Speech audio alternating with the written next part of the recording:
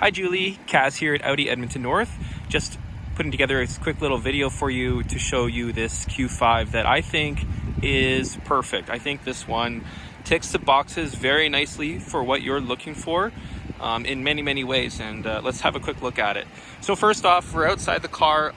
This is a Daytona Gray, which when we were in the showroom looking at the Q3, comparing the one that was in the showroom to the Kronos Gray, you did mention you liked this Daytona Gray much more. A more traditional gray. So fortunately, that's the first box I needed to tick. I know that's very important for us. This one does have what we call the S-Line black package. Now, this does add a few nice aesthetic upgrades, including these wheels. It's done away with a lot of the silver trim that you otherwise would have seen. For instance, connecting the two taillights right across the bar there, as well as on the bottom. And you'll see it on the roof rails, which are also done in black. There's a bottom blade that is hard to see maybe right now, but right down there that would have otherwise been silver. That's done in black. The mirrors are done in black, and also onto the grille throughout there. I've also engaged the all-weather lights. So there's that real bright light in the very corner of our headlight, which gives some added visibility. And we also have rear fog lights too on this. So they're set lower down.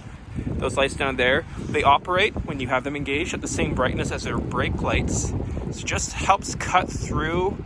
This actually is a perfect day where you'd want to use those. They're low down to the ground. They give added visibility, especially when your car is kicking up a lot of snow. Maybe a lot of rain, a lot of mist. Looking in the back seat here, does have the climate controls and vents for the back seat passengers. Doesn't have the heated seat option, but at least they do have their own control over the temperature. So yes, we do have that 3-zone climate control. Looking inside, this being a 2022 Progressive, one key difference between the 2021 Progressive Q5 is that this one now has navigation standard. Last year, it was an option. This year, it's standard. You mentioned you like to just be able to hop in, just punch in your directions and where you want to go.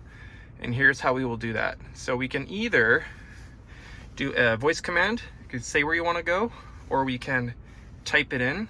Or what I like to do is to actually just write it. So I can just write on the whole screen here. Just like so. STARBUCKS.